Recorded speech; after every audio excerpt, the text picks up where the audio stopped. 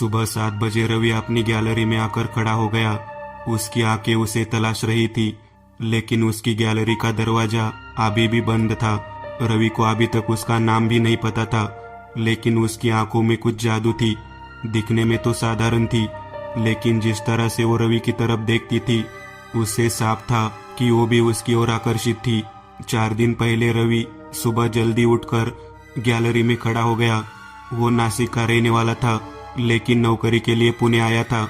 इस 1 BHK में वो और उसके 2 दोस्त रहते थे। लॉकडाउन में वो गांव चले गए थे। फिलहाल वो कई दिनों से अकेले रह रहा था। वो गैलरी में खुली हवा लेने के लिए खड़ा था। तभी एक लड़की सामने गैलरी का दरवाजा खोलकर गैलरी में आ गई। दोनों इमारतों के बीच की दूरी ज्यादा नहीं थी, इसीलिए वे एक दूसरे के चेहरे साफ साफ देख सकते थे।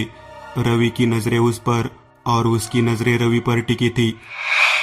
रवि बहुत शर्मिला था, इसलिए उसने उससे नजरें मिलाने से परहेज किया और इधर उधर देखा, लेकिन उसकी नजरें रवि पर ही टिकी थी। रवि समझ गया और फिर रवि उसकी तरफ देखने लगा तो उसने एक प्यारी सी मुस्कान दी।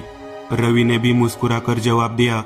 ये खेल काफी देर तक चलता रहा, लेकिन थोड़ी देर बाद उसे घर से किसी ने आवाज दी, हाँ आ रही हूँ। यह कहकर वो जाने लगी, लेकिन गैलरी के दरवाजे से ही उसने पीछे मुड़कर देखा और रवि की ओर देखकर शर्मा गई और मुस्कुराकर चली गई। रवि के मन में तितलियां उड़ने लगी। फिर सुबह, दोपहर और शाम रवि गैलरी में बैठा उसके आने का इंतजार करता। अब 4 दिन हो गए थे।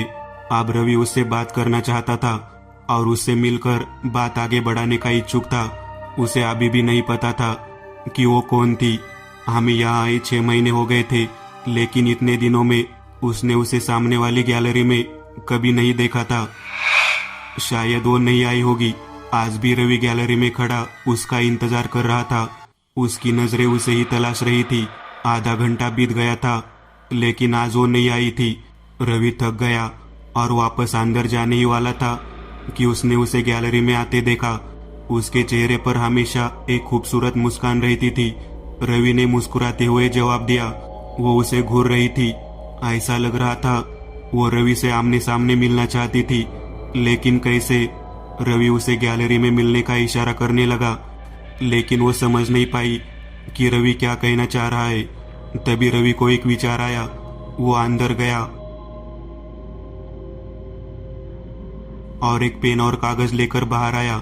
मैं तुमसे आमने सामने मिलना चाहता हूँ, हम बाहर कहीं मिल सकते हैं, उसने कागज पर लिखा और कागज को मोड़कर उसमें गैलरी की पॉट से एक पत्थर भरकर उसकी गैलरी में फेंका। उसने कागज उठाया और कागज सीधा किया और रवि का संदेश पढ़ा। वो अंदर गई और 2 मिनट में बाहर आ गई। उसने उस कागज के पीछे कुछ लिखा था। उसने गैलरी में रखे पत्थर को कागज में लपेटा और रवि की गैलरी की ओर फेंका। रवि ने खुशी से कागज का बंडल उठाया और उसे देखने लगा। उस कागज में लिखा था, बाहर क्यों जाना, मैं आज दोपहर को घर पर अकेली हूँ। दोपहर 1 बजे शांति निवास के फ्लैट नंबर 303 पर आ जाना, मुझे भी तुमसे बात करनी है। उस कागज में ऐसा वाक्य लिखा था जिसे पढ़कर तो रवि सोच में पड़ गया कि क्या करे और क्या न करे। रवि ने दीवार पर लगी घड़ी की ओर देखा। 8 बज रहे थे। वो 1 बजने का इंतजार कर रहा था। वो 12:50 पर घर से निकला और सामने बनी शांति निवास बिल्डिंग की सीढ़ियां चढ़कर फ्लैट नंबर 303 के दरवाजे पर पहुंचा। उसने बेल का बटन दबाया, लेकिन बेल बंद थी। वो दरवाजा खटखटाने ही वाला था कि दरवाजा खुल गया। वो सामने खड़ी थी। उसके चेहरे पर एक अलग ही खुशी थी। अंदर आओ। रवि अंदर आया।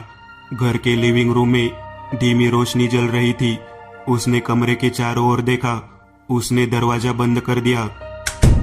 बैठ जा। हाँ। वह थोड़ा शर्माते हुए सोफे पर बैठ गया। उसने उसकी ओर देखा। मैं तुम्हारा नाम भी नहीं जानता। मेरा नाम रिया है और तुम्हारा? मैं रवि। कुछ पल उसी खामोशी में गुजर गए। वो उसकी तरफ देखता, वो उसकी तरफ देखती और वे दोनों शर्म से नजरें चुरा लेते। आखिरकार दुविधा तोड़ते हुए उसने कहा, क्या करती हो तुम? और तुम यहाँ कब रहने आई? क्योंकि मैं 6-7 महीने से यहाँ रह रहा हूँ, लेकिन मैंने आपको पहले कभी नहीं देखा। मैं यहाँ 4-5 साल से रहती हूँ। मैं तुम्हें देखती थी, हर सुबह तुम चाय का कप लेकर गैलरी में खड़े होते थे। शायद तुमने कभी इस तरफ देखा ही नहीं होगा। आप क्या करते हैं? फिलहाल कुछ नहीं। उसने सोचा कि शायद वो नौकरी ढूंढ रही होगी। मैं नासिक से हूँ और मेरे माता पिता वही रहते हैं। तुम क्या कर रहे हो? मैं एक आईटी कंपनी में काम कर रहा हूँ। फिलहाल लॉकडाउन के कारण घर से काम कर रहा हूँ। ये किसकी फोटो है? रवि ने दीवार पर लगी एक बूढ़े जोड़े की तस्वीर को देखते हुए पूछा। मेरे दादा दादी। अच्छा, तुमने शादी नहीं की? नहीं। तुमने अभी तक शादी क्यों नहीं की? मनचाही लड़की मिली नहीं, लेकिन उनमें से अधिकांश आप मुझे मिल गई है। और मुस्कुराते हुए नीचे देखा।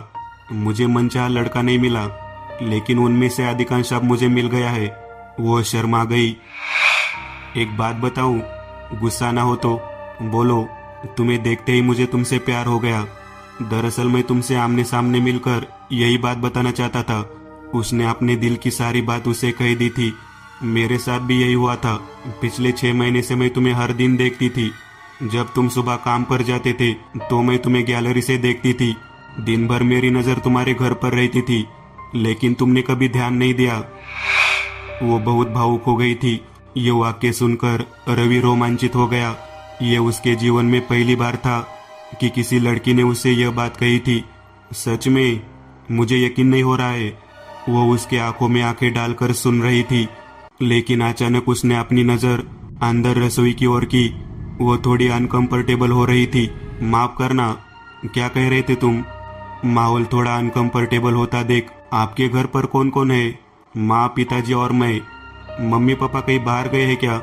नहीं, मम्मी आपके बगल में बैठी है, उनसे बात करो। उसने बगल में देखा और चौंक गया, क्योंकि उसके ठीक बगल में एक 60 साल की महिला बैठी थी। उसकी माँ यहाँ कब आई? और मेरे इतने करीब बैठकर भी मुझे कैसे समझ नहीं आया? ये सोचकर उसका दिमाग सुन्न होने लगा। वो दिखने में कुछ अजीब सी लग रही थी। चेहरे पर कोई भाव नहीं था। एकदम सपाट चेहरा, गहरी गहरी आंखें, शरीर पर साधारण साड़ी, चेहरे पर झुर्रियां और खुला माथा। माथे पर कोई शिकन नहीं थी। नमस्ते, आपका नाम क्या है? नमस्ते आंटी, मैं रवि सोनवने। मैं यहाँ सामने वाली बिल्डिंग में रहता हूँ। रवि ने अपना डर छुपाते हुए कहा। रिया मेरी इकलौती बेटी है। उसके पिता को गुजरे 5 साल हो गए हैं। अब मेरे पास उसके अलावा कोई नहीं है और वो मेरे साथ है। वो उसी भावशून्य चेहरे के साथ यह सब कह रही थी, जो रवि को बहुत अजीब लग रहा था और उसके डर को और बढ़ा रहा था। उसने रिया की तरफ देखा। उसके चेहरे पर प्यार भरी मुस्कान और आंखों में झलकना दोनों अब अजीब लग रहे थे। ठीक है आंटी, मैं जा रहा हूँ। रवि को वहाँ थोड़ा अजीब लग रहा था।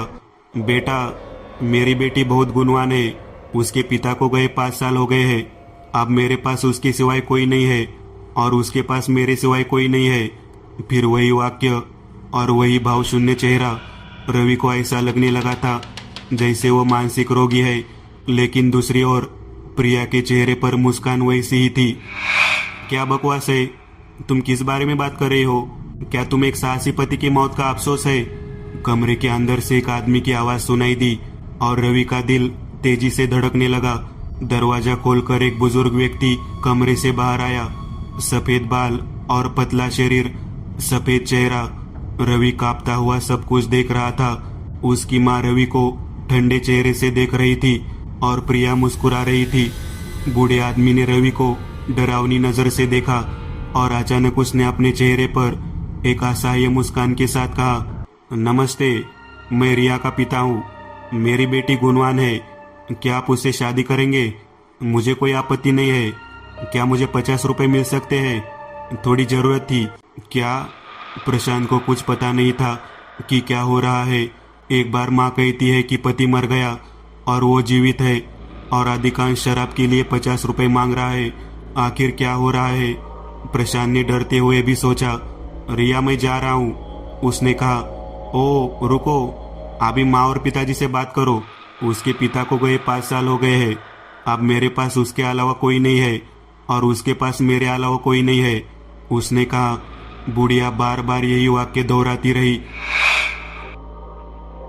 ठीक है, आप 50 रुपए दे रहे ना? बूढ़े ने बेबसी से कहा। रवि जल्दी से वहां से उठ गया। रिया, मैं जा रहा हूँ, बाद में बात करूंगा। वो तेजी से दरवाजे की ओर चला गया, लेकिन तभी उसे महसूस हुआ कि कोई पीछे से उसका पैर पकड़ रहा है।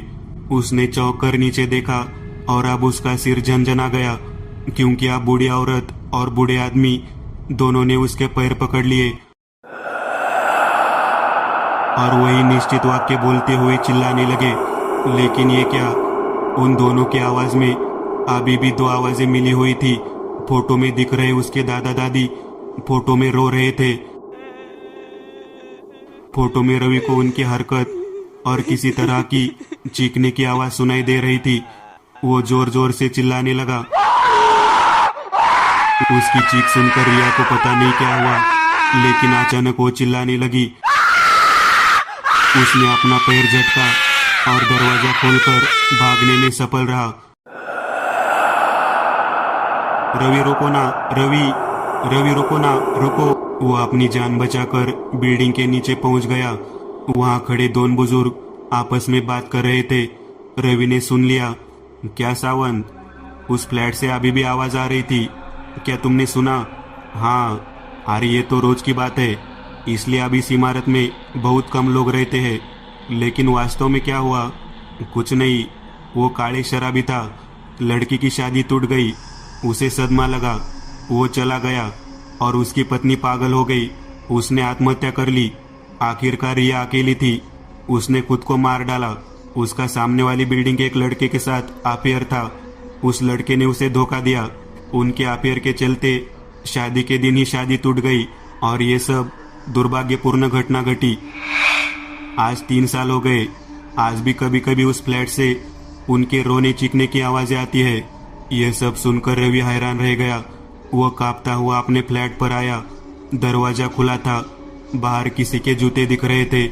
प्रशांत अंदर आया। प्रशांत के चाचा आए थे। प्रशांत के रूममेट भी कमरे के अंदर थे। दरअसल मैं आने वाला नहीं था, लेकिन क्या कर सकता था। उसकी माँ और पापा ने कहा उसका सारा सामान ले आओ, वही उसकी आखिरी याद होगी। अंकल रो रहे थे और बातें कर रहे थे। रवि का रूममेट उन्हें शांत कर रहा था। रवि ने अपने चाचा की बात सुनी और उसके पैरों तले जमीन खिसक गई। उसका सिर सुन्न हो गया और उसकी नजर गैलरी में टूटे कुर्सी पर गई और उसे सब कुछ याद आ गया। अभी अभी अंधेरा हुआ था। गैलरी का लाइट बल्ब टूट गया था। वो ऊपर लगे बल्ब को बदलने के लिए प्लास्टिक की कुर्सी पर चढ़ गया। बल्ब बदलते समय उसकी नजर सामने वाले घर की गैलरी में गई। वहां उसे एक परछाई दिखाई दी। वो उस परछाई को ऐसे देख रहा था मानो मंत्रमुग्ध हो गया हो। तभी नाजुक कुर्सी का पैर उखड़ गया और रवि का संतुलन बिगड़ गया और वो तीसरी मंजिल से नीचे गिर गया। सिर के बल गिरने से उसकी मौके पर ही मौत हो गई। उसे पता ही नहीं चला कि उसकी मौत हो गई। इतने समय तक वो उसे नहीं देख सका, क्योंकि वो मानव योनि में था। लेकिन पिशाच योनि में प्रवेश करते ही वो उसे दिखाई देने लगी। वो गैलरी में खड़े रवि में अपने प्रेमी को तलाश रही थी, जिसने उसे धोखा दिया था। आज भी हर सुबह वो एक दूसरे को नए सिरे से देखते हैं, जैसे पहली बार देख रहे हो।